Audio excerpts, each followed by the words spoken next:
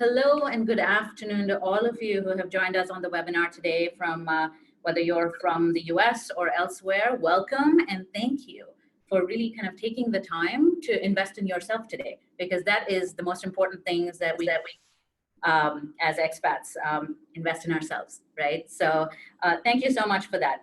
A little bit about myself before I kind of jump in and start kind of sharing my screen here would be, my name is Dipti. I am an HR director at Box. And I'm also a certified leadership coach. I worked for companies like Starbucks, Wyndham, as well as Charles Schwab, so multiple different industries, and right now in the tech industry here in the Bay Area. I have a 2-year-old son, and I am still sane. So that's the good news of the day. And why am I doing this webinar, right? I think it's a twofold answer. I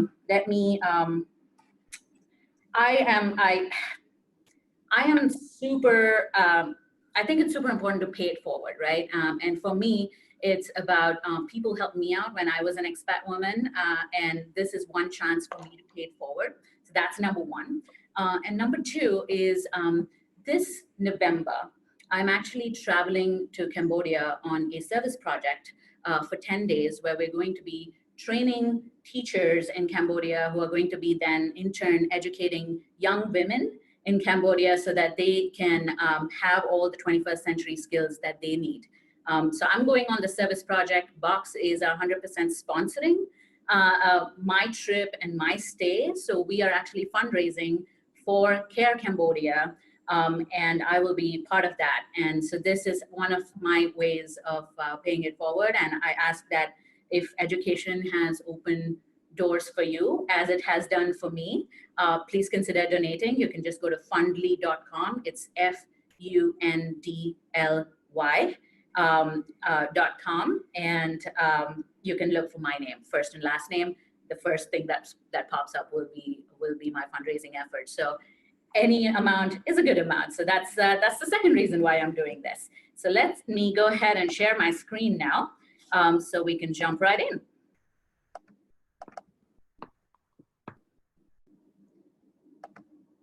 All right. Is everyone able to see my screen? Can I just get a quick thumbs up maybe from folks, or +1 if you will? Fantastic. Thank you very much. So let's jump right in. I want, we have about 40 minutes today. I want to make sure each of you is walking away knowing maybe even a little bit more than you walked in knowing. So without further ado, jump right in. And if you haven't muted yourself, please do so, so that everyone can hear what's going on in the webinar. Cool. So agenda for today. We're going to kind of demystify the concept of emotional intelligence, and then talk a little bit about why do we bother talking about emotional intelligence these days? Why is it important? And I will then want to provide you with a tool that you can use then to become more self-aware. And I'm actually hearing some disturbance of whoever's on the line. If you could mute yourself, that would be great. Thank you. All right.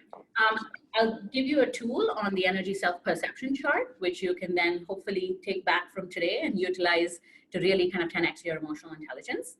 We'll go into some specifics on how you can really leverage emotional intelligence to become an ace networker and to really ace your interviews as well, because these are things that people are looking for these days. So the more prepared you are, the better your chances of landing your dream job, if you will, right? And making good connections as well. And of course, I'll end with, in true Dipti fashion here, we'll end with a 3 steps to 10x your EI, something that you can easily remember, recall, and start using in your day-to-day life. And we'll kind of be open to Q&A throughout the process as well, and there will be a dedicated time in the end. If you feel that it's better for you to wait till the end, that's totally fine with us. But we're open to questions kind of happening along the way and more organically as well. All right, so let's jump in.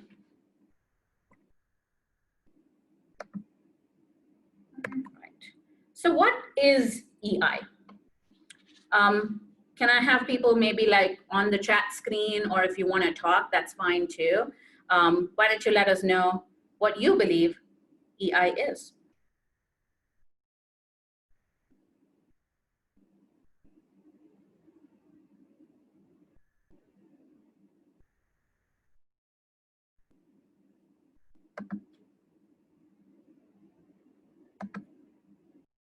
And Naina, are you able to see this chat screen?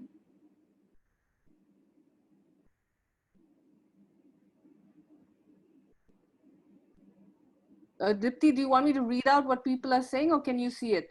Yeah, okay, I can see it too. So, okay, there you go. Self-awareness, somebody said self-awareness, absolutely, right? And it's also kind of your ability to understand social interactions and manage them accordingly. Awareness of others, somebody said empathy, you're bang on.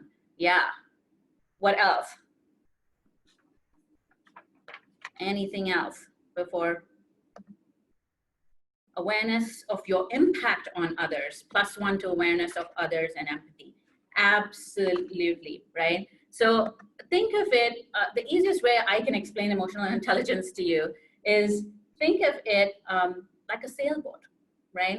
Where we are the boat, right?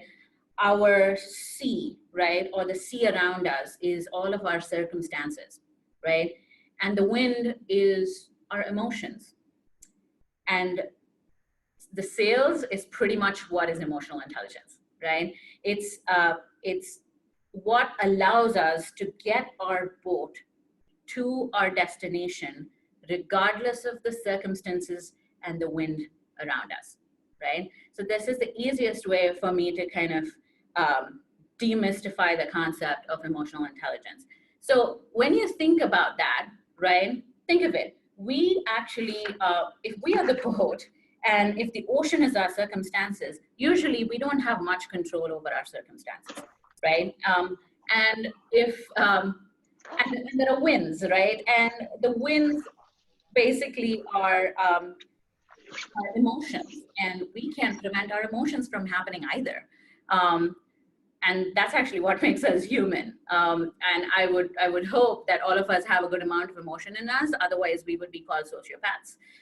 So I'm happy that we all have emotions, but we also don't have much control over having emotions, right? So what do we then have control over? We have control over our sails. And that is basically emotional intelligence. We have control over how we choose to respond to everything that's happening around us. So emotional intelligence, simply put, is our capacity to read and manage our emotions so that we can really guide our behavior towards the best result for ourselves in the current situation, right?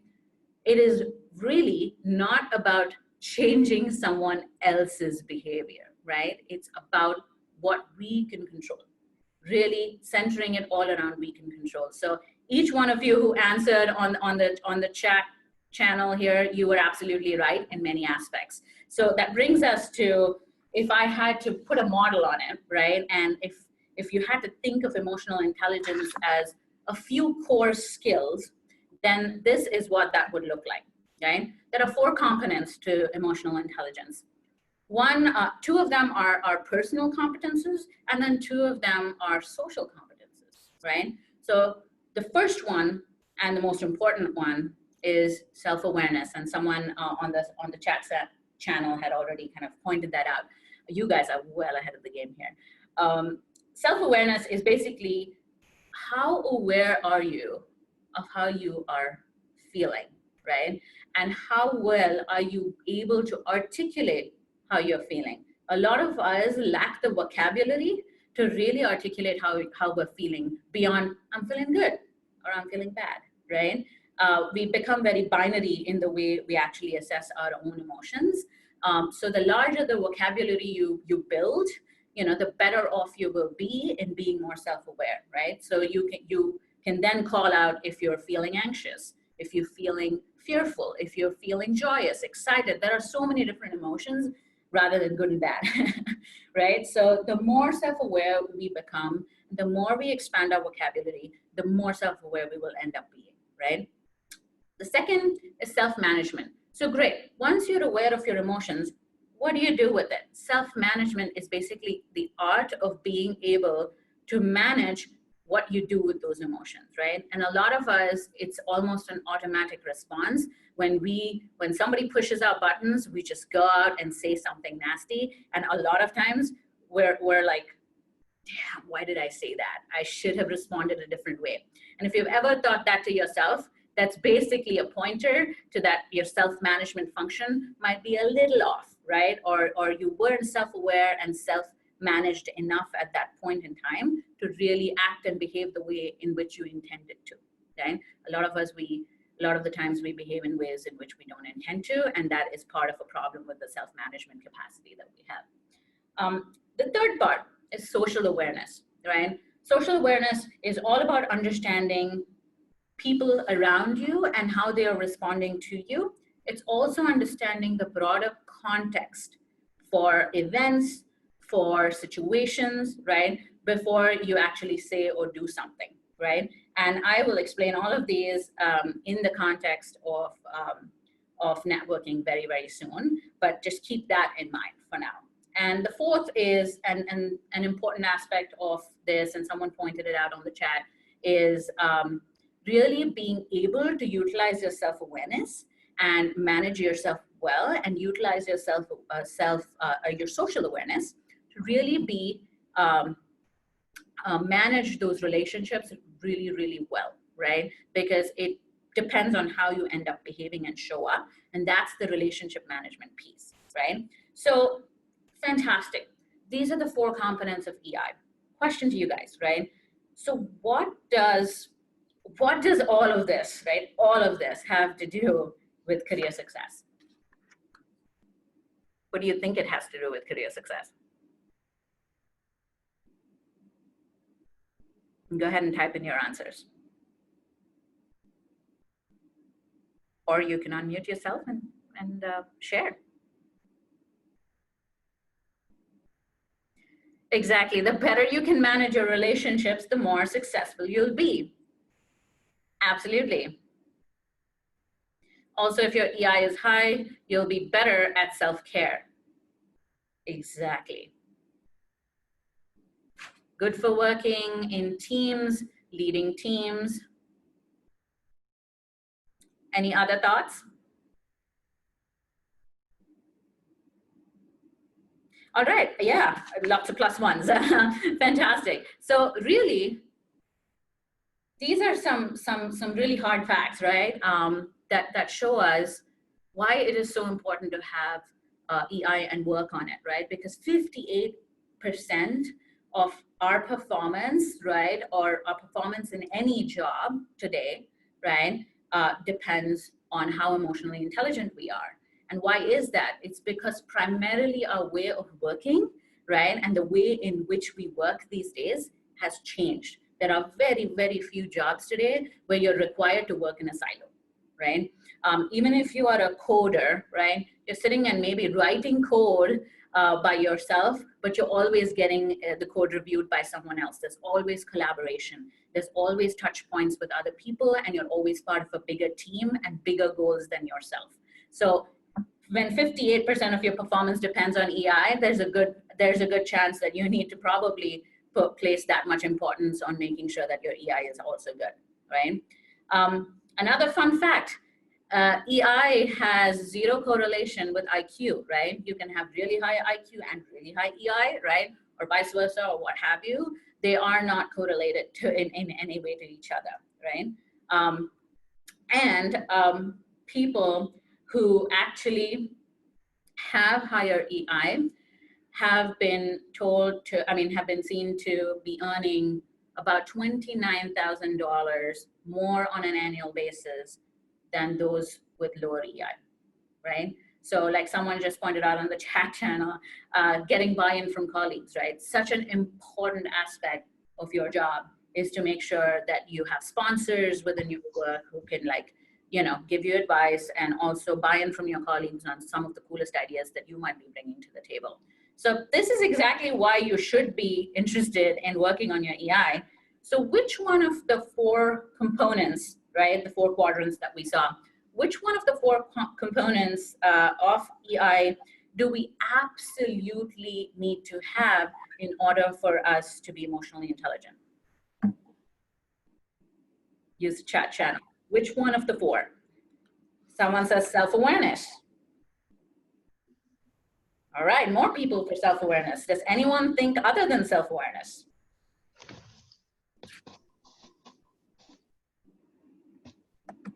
Oh my God, I feel like you guys should be on this side doing this webinar. It's absolutely right? It's self-awareness. And without being able to recognize your own feelings and thoughts, it is almost impossible for you to recognize it in another person, right? Or recognize it when someone is feeling something in a particular relationship. It's very hard for you to empathize or understand if you yourself don't know what it feels like, right? So it's definitely an art to have a lot of self-awareness, and meditation and mindfulness is a fantastic practice that directly impacts your level of self-awareness, right? But knowing how you're feeling is a really hard thing, right? We as humans, it doesn't make us comfortable knowing how we're feeling. And a lot of times there's so much about positive psychology where it's like, oh, you shouldn't be feeling low, right? But emotional intelligence is not about that. It's really about being able to say, I'm feeling a little rejected right now. And being able to say that aloud and have some kindness about it, right, is what is called self-awareness. It's not all about positive affirmations either. So once you do have that amount of self-awareness, emotional intelligence becomes a part of your DNA, right? But then only 36% of people are accurately able to tell what they are feeling at any given point in time, right? And that's a pretty low and shocking number. So how do we then make ourselves more self-aware, right? And I want to give you a tool that will hopefully, if you will utilize it, will make you more self-aware over time, right? It's not going to feel supernatural when you do it first, but it'll definitely grow on you, as it has for me as well. And this model was introduced to me in my coaching certification program, and is based on a book called Energy Leadership, and it's by Bruce D. Schneider. And I will give you that information a little later today as well. But this is basically a model that was shared by Bruce D. Schneider, right? And it really helps us become more aware of how we're feeling, and how we're thinking, and hence how we're behaving, right? Because our thoughts and our feelings is what results in our behaviors. So this model beautifully kind of maps that out.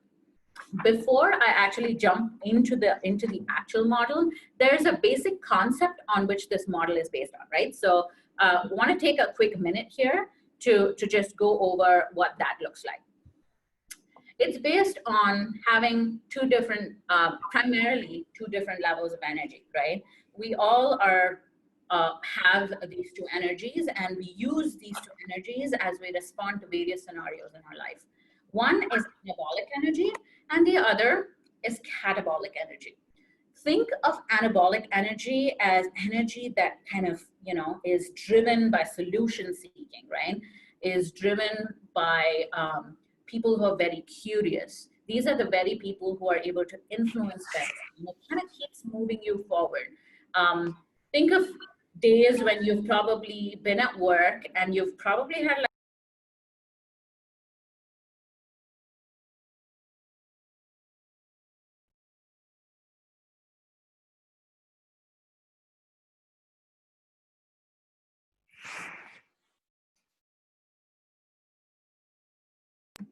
all right, are you guys still able to hear me?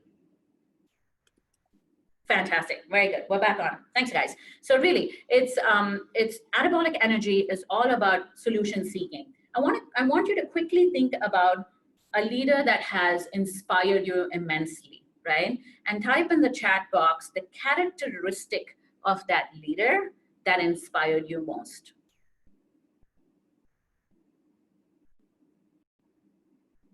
Contagious enthusiasm, positivity, honesty, fearlessness, calm, reflective, transparency. A lot of calm, yeah. Thoughtful, insightful, exactly, right? Willing to accept and consider feedback, such an important aspect. Hopeful, very, very good, right? So exactly all that you guys described right now, right, are all part of how anabolic energy shows up, right? Usually when people are operating in an anabolic space, that's when they're really able to inspire others. There are very few leaders who are able to inspire others from a catabolic space. Let's quickly look at what exactly is catabolic energy, right? Catabolic energy is the exact opposite of anabolic energy. It's basically the kind of stress response energy that we all have. Think of a time when maybe you broke up with a girlfriend or a boyfriend a day before a very important examination, right? Or a very important test. Your ability to just push that aside, focus on the now and get your exam done, right, is a stress response. And it was absolutely necessary to have that catabolic energy at that point in time for you to have been able to at least put your mind to the test in a right way, right? However, imagine you responding to every scenario in your life, regardless of what's happening around you, as though you just had a breakup, right? That would be such a debilitating state to be in, because you're going to be in a constant state of stress. You are thinking of things as a do or die. And a lot of leaders who operate a lot in the catabolic space tend to show up as maybe ones that are leading by fear, right? Or leading through fear. And while you might be super productive under that leader for a good 1 month, in the long run, these are the very same leaders that end up causing a lot of burnout, right? So if you're really, really looking for that longer term benefit and success, right, it's super important for people to operate in a more anabolic energy space than catabolic energy, right?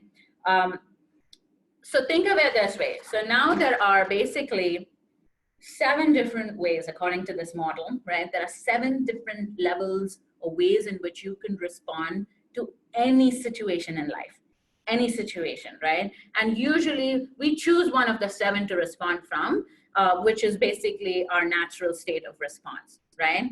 And that is exactly what the energetic self-perception chart by Bruce D. Schneider looks to do. I'll quickly tell you how to read this chart, right? On the left-hand side, you have a core thought. In the middle, you have a core feeling and emotion. And on the right-hand side, you have an action or a result. So your thoughts plus your feelings and emotions really results in the action or the result or the way in which you behave or don't behave, right? So when you think of it, there are 7 levels all the way from the bottom to the top, right? And each level is associated with either anabolic or catabolic energy. As you guys have probably guessed by now, the first 2 levels, level 1 and level 2, let's give them some names right now. Level 1, the victim, right? It's either you're feeling like you are at the mercy of circumstances around you, people around you, and what have you. And there's a sense of apathy. And because of that, you actually just don't even engage. You give up before you even try, right? And we all have been there in that state.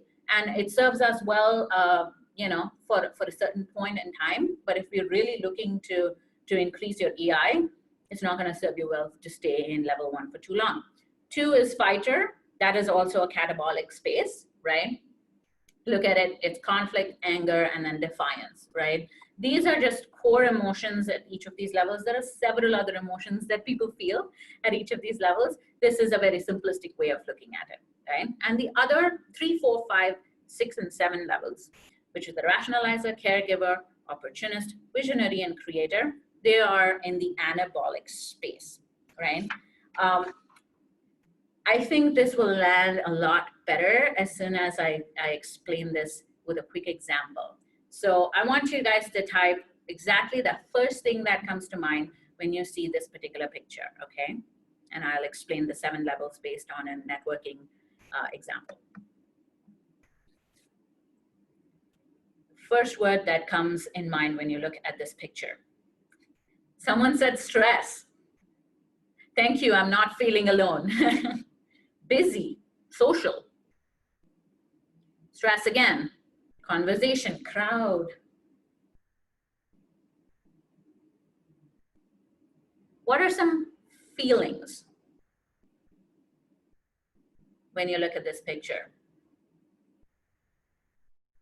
Energy.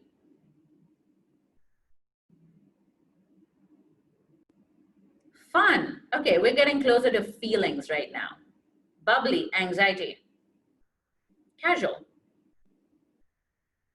Imagine yourself in that situation right now. How are you feeling? Pressure. Alive. Fantastic, right? And all I did was show a picture and I had like 20 of you feeling 20 different things, right? And the one good thing here is that I'm glad I'm not alone. And let me tell you a story here. Let's go back to 2010. 2010. I was just graduating from college back then, University of Illinois, Urbana-Champaign. It was a cold winter day, and we had a networking event where we got to actually go and meet people from alumni from our school that was working with a prospective employer, right? So I was like, great, let's do this because I love to meet people and I love to talk to people. This is fantastic. And I also, at the same time, had this idea about networking that it basically meant I had to go in, talk to a bunch of random strangers and sell my services to them, right? That was, right or wrong, that was the image that I had in my head back in 2010 about networking, right? So let's take a look level by level on how exactly I felt as soon as I walked into that networking event. And it looked a lot like this picture, right? The very first thought, believe me, that came to my mind, right, was it had been maybe 30 seconds of me walking in, and I felt like it was 30 years that I had walked in, right? And I said, wow, how come no one is walking up to me to say hi, right? Am I not smart enough to be part of this group? What's going on, right? A ton of self-doubt plaguing me as soon as I walked in there, completely feeling victimized, right? What did I do? I actually took a break.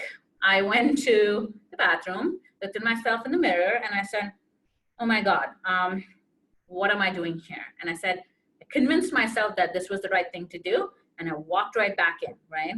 And I was trying to go and talk to people, and suddenly my mind does this analysis, and I say, wow, where are all the international students? I don't see anybody else here. Oh my God. So what am I feeling? All of these folks must not need a visa to get a job in this country. So that this entire system is basically rigged to ensure that I don't succeed. Screw this shit, right? And I was really angry, right? Complete fighter mode at that point. And I said, okay, I need to start. This is not working, right? I need to do something, and I need to survive for the next 1 hour. And it was less than maybe 2 minutes since I'd been there. So this was going to be a long networking session. And so I was pretty nervous, right? So what did I end up doing? The rationalizer side of me kicked in, right? I said, well, here's the thing. I'm nervous, but so is everyone else, right? And I've been told that networking is like a great way to build relationships. So let me just try and focus on that. Many years fast forward, right? 8 years later. So that's how I participated in that networking event. What came out of it, I actually tried to network in that event. I don't remember a single person from that event, nor did I create any good relationships from that event, right? Looking back, that's where it ended. And hindsight is always 20/20. There are so many other ways in which I could have responded in that situation. If only one, I had the self-awareness on how exactly I was feeling and be able to coach myself to respond differently to the scenario. What else could I have done, right? Well, if I got to the level 3, I could have like stayed longer and tried to like see a level 4 caregiver perspective, right? Which is, oh my, you know what? That person and that person and that person seems as lost as me. So let me go and make them comfortable. What would I have got out of that? Maybe a good friend at the end of the day, right? But I didn't do that. I could have been opportunistic about the scenario and said, wow, look at all these people. I should definitely talk to them and learn about what they do, right? Forget about me selling my skills. Let's just be curious about what they do. And maybe I could even connect them to other people who are doing cool things as well, right? Networking is all about connecting people to each other, right? It's usually not about finding a job or what have you. That tends to happen through good networks as well. But the primary thing is look for people, look for their interests, get to know what they're doing, connect them to others. Did I do that? Absolutely not. I didn't, right? Because I was stuck at level 3.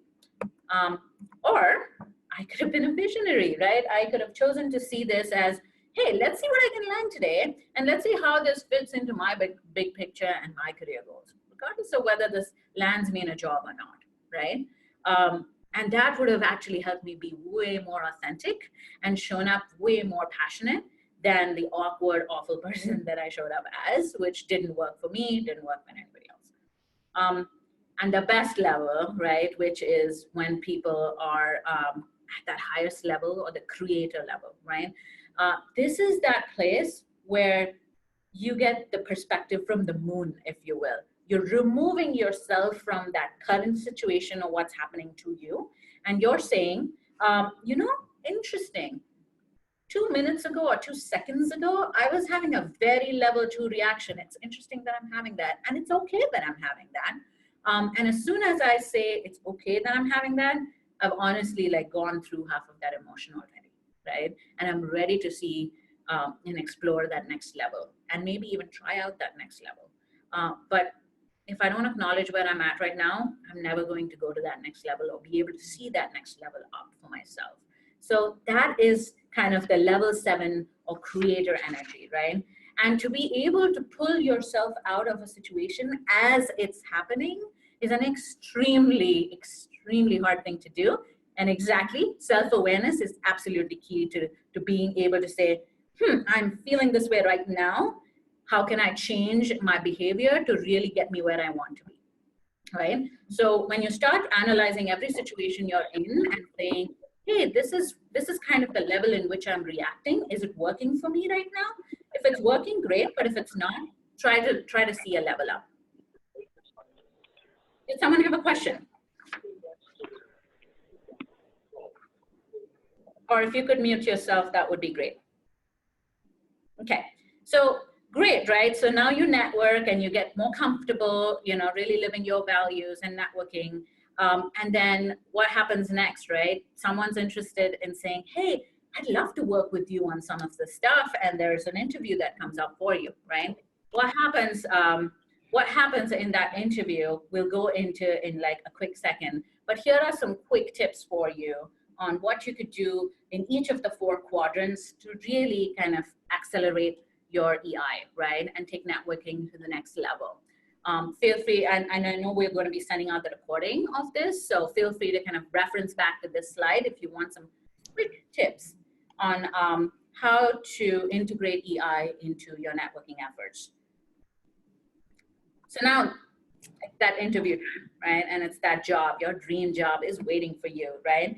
And here's the thing, employers these days actually check for emotional intelligence, and they do it in a couple of different ways, right?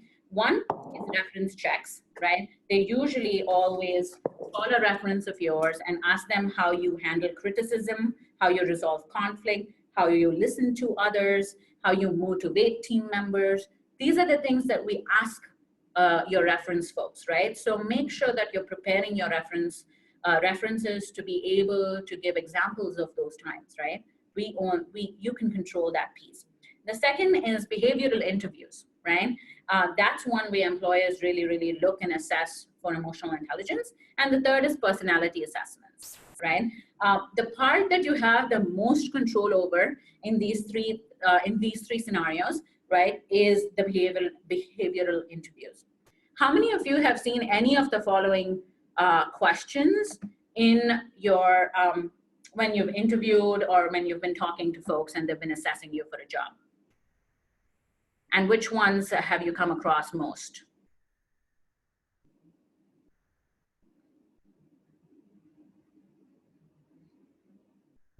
Mistake at work. Tell me about a time you failed.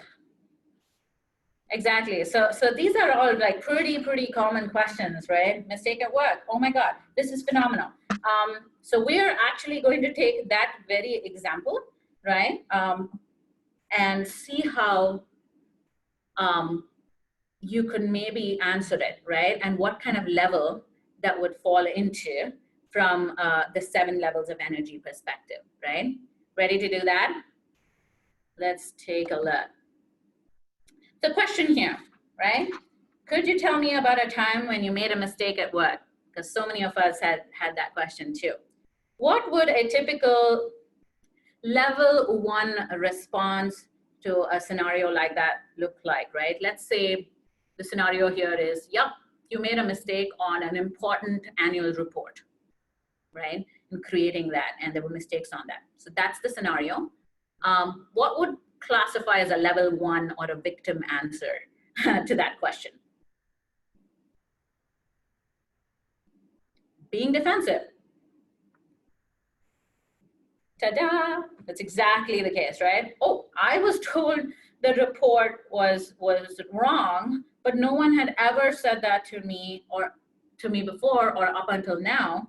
Gosh, I'm so stupid, right? And somewhere you go into victim mode of like, oh, I wish somebody told me. If somebody told me before, I could have done something about it. And now I'm just so stupid. I look so stupid, right? All the negative self-talk that we have going on.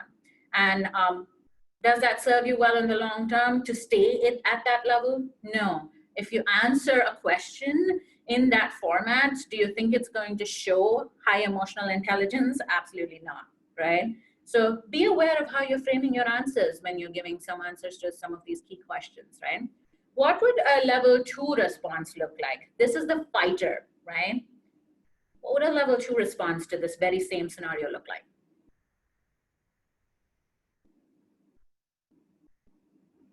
Go ahead and type.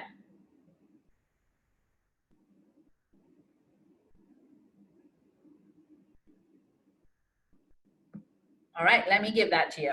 There you go. I never made a mistake. Fix it quickly. Okay, yeah. I'm laughing. Fix it quickly and send a message out with exclamation points updating folks, right? Exactly. I got the report wrong, right? But that's because my colleague who was new gave me the wrong data. And the instructions weren't written anywhere. So obviously I got it wrong, right? And how can you just blame me for that? So anyway, you can't blame me for that. It wasn't really my mistake. It was the new guy's mistake, right? What does that show up as in an interview, right? It basically shows up as someone who's not willing to take responsibility in a team, right? Doesn't matter whether it's your mistake or someone else's mistake. What they're really looking for in the interview is, what did you do with that information, right? What would a level 3 response for the same look like? Level 3 is the rationalizer, right?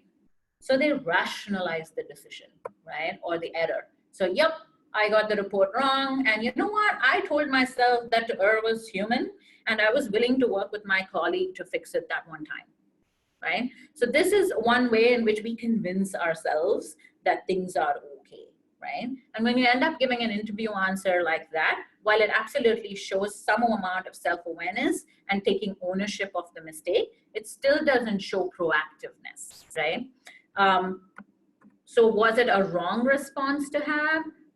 No, but now in hindsight, if you did act in any of these levels, you know going forward that you'll act differently. That's all, right? And that's part of growing your emotional intelligence. What do you think a level 4 would look like? This is the caregiver.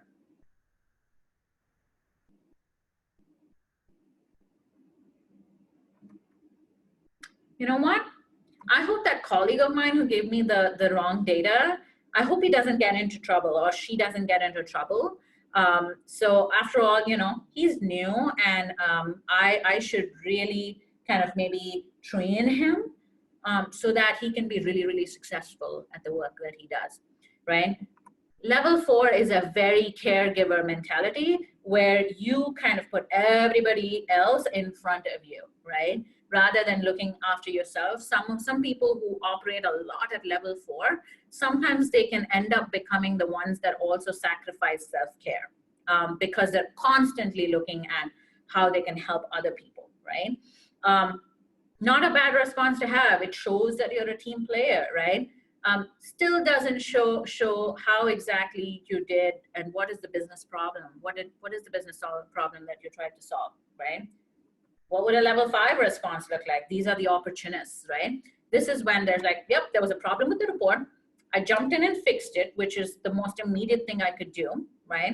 And I even had a postmortem with the colleague who gave me the data so that we could fix the problem going forward and then make sure that it never happened again, right? So it shows your ability to not just realize what's happening right now, put your personal emotions aside, work on something in the immediate, look for a longer term solution, right? And work collaboratively to get there, right?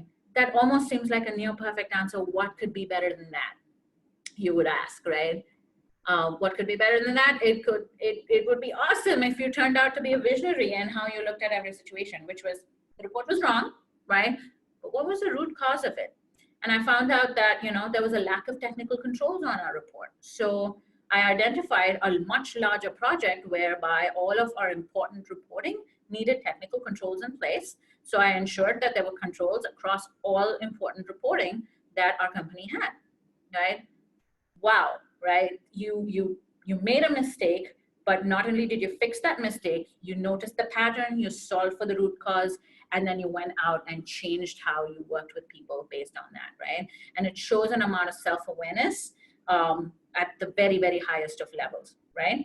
So these are the 6 levels in which you could have been in that particular scenario, right? But when you're answering sometimes is when you can have that level 7 perspective, right? If you didn't have a level 7 perspective while you were in the scenario, no big deal. You can always answer from a level 7 perspective, which was, you know what? When I began, I was so frustrated that we got this wrong. For a minute, I wanted to blame the guy who got the data wrong, but very quickly I realized that this was a team effort, right? And then I went on to figure out what those technical problems were, what have you, put the controls in place, and really made 10x everything for the company for the next 6 months, right? Where you walk the interviewer through your journey, right? And that shows tremendous amounts of emotional intelligence, right? So whenever you're preparing for interviews, try to figure out, okay, what was the scenario that you were in? Maybe which level of energy were you acting from? In hindsight, how would you talk about what happened, right? And how would you do something differently? Because that in and of itself shows your ability to think back, look at something objectively, right? What you did, and then how would you do that differently? And that brings in that level 7 perspective, right? So that could be a fantastic way for you to answer any of these kind of behavioral interview questions. I would say it'd be great to kind of write out those scenarios, know which level you were acting from, and then tell a story based on that, okay?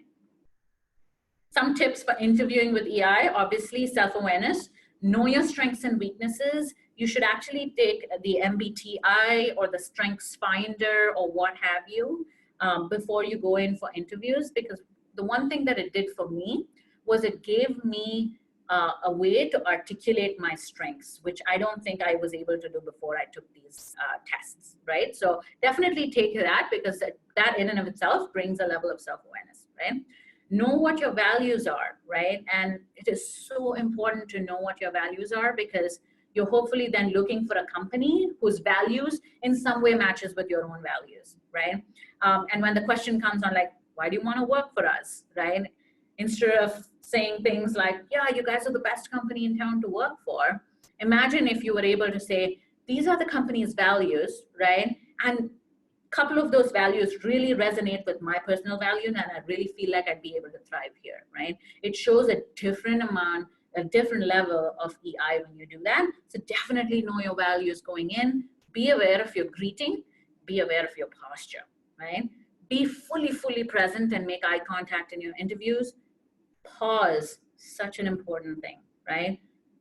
Take a sip of water, right? Do what you have to. Pause before you answer, because a lot of times pausing basically gives you the space between the thinker and the thought, right? Because a lot of times we're like, I am angry or I am whatever, right? Instead, if you said, I am feeling upset, right? Then you are separating the feeling from yourself, and pauses is a physical way to create that separation. So please pause, take your time, right? And follow a format. If you have a tendency to ramble in your interviews, follow a format.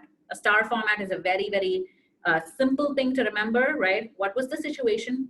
What was the task at hand? What was the action that you took? What were the results of that action, right? STAR, situation, task, action, result, right? When you are very thoughtful about the way you answer, it makes it a lot easier for people to understand your story, right? Social awareness, know the company's values, understand the dress code. It's very important, right? We have companies where you have to wear a suit and tie every day, and there are other companies where you roll in shorts, right? So imagine you go to a company where they're very casual and you walk in with a suit and tie. That actually might be and reinforcing hierarchy, right? In a company that doesn't value hierarchy. So be very aware of dress code. Find common points of connection. LinkedIn is great for stalking people, right? And getting to know what their interests are, which school they went to. Find common points of connection, because we're all human at the end of the day, right? And of course, read the interviewer's body language. If you feel like they're not understanding where you're going, ask clarifying questions, right? Which comes into the relationship management part, which is ask if you answered their question, right? And invariably, if you didn't, they'll be like, can you actually explain it in a different way, right? So it gives you an opportunity, a second opportunity at the same question, right? And of course, articulate the value that you bring to the team, and how the global perspective that you have as an expat can really add value to this team, right? And the diversity of the team. Always be very curious, because when you're curious about things, it shows that you're passionate about it. And of course, I know this is a very simple thing, but you'll be surprised by the number of people who actually don't follow through with a simple thank you email, thanking people for their time, right? You actually lose nothing by being courteous. And it also shows a level of respect for people's time, which in and of itself is a sign of emotional intelligence, okay? So while very simple, you will be surprised by the number of people who oversee that very simple point, right? So how can you keep on kind of 10xing your emotional intelligence, right? Remember this, VAT your emotions. That's validate, acknowledge, and transform. If you do not, like, it's so important for you to validate your emotions, right? It's okay for you to take a pause, maybe use the self-perception chart, and to really validate, hey, yeah, I'm totally feeling like a level 1 right now, or I'm responding at like a level 3, maybe I should just take a break. And without like just knowing where you're at, it's really important. It's really impossible to do anything with that emotion if you don't know what you're feeling. So find ways to validate how you're feeling. The energy leadership model has worked immensely well for me. I actually do reviews of scenarios or things that didn't go the way I wanted to through that lens.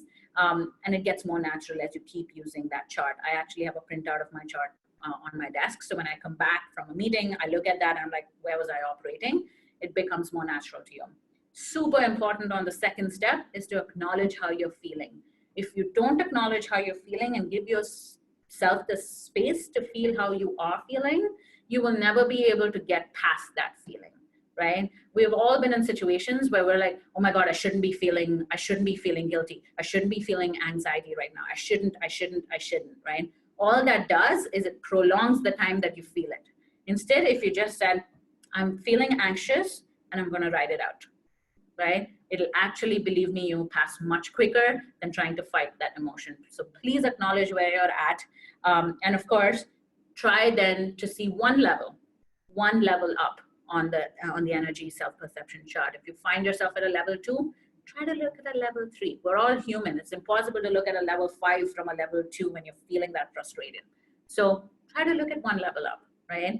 And keep doing the VAT process every single time that you are in situations where you want to really manage the situation well and kind of get the boat to the destination you want to get it to, right? So simple and easy steps to remember: vet your emotions. And of course, like I said, if you are tuned out of your own emotions, right, you are going to be poor at reading them in other people. So I hope that, you know, today's session gave you a good amount of information and tools that hopefully you can take back and use.